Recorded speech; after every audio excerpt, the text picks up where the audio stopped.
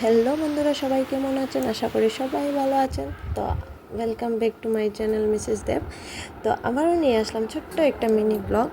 তো আজকে আমি শিলচরে এসেছি, তো আমি বিপদনাশিনী পুজো করব।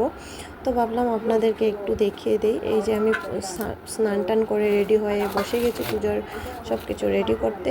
এদিকে আমি ফুলগুলো গনেও নিয়েছি আর বেছে নিচ্ছি যে কতটা হলো। আর এই যে আমার ফুল বাচ্চা আমার কমপ্লিট হয়ে গেছে। তো এদিকে আমি পুজোর সব কিছু রেডি করে নিচ্ছি।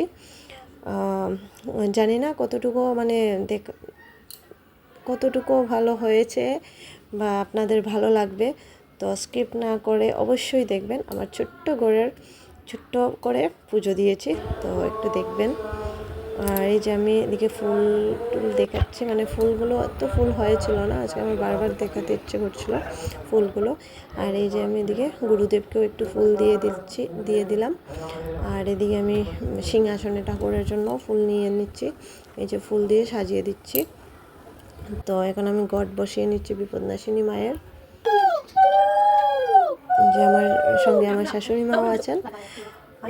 তো এখানে আমি ফুল ঘট বসানো আমার হয়ে গেছে, তাই আমি এদিকে আমি ফুল দিয়ে রেডি করে নিচ্ছি, সাজিয়ে নিচ্ছি।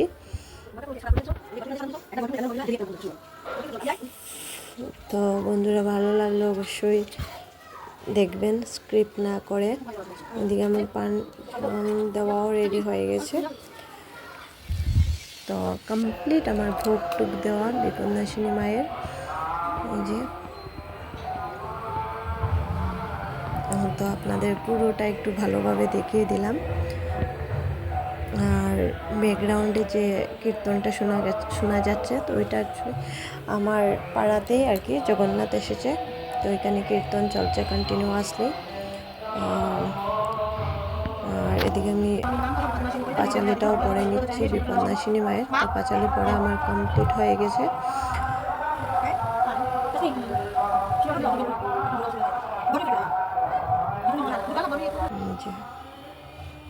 তো বন্ধুরা, অবশ্যই ভালো লাগলে লাইক করবেন, শেয়ার করবেন আর সাবস্ক্রাইব করবেন, কমেন্ট করবেন।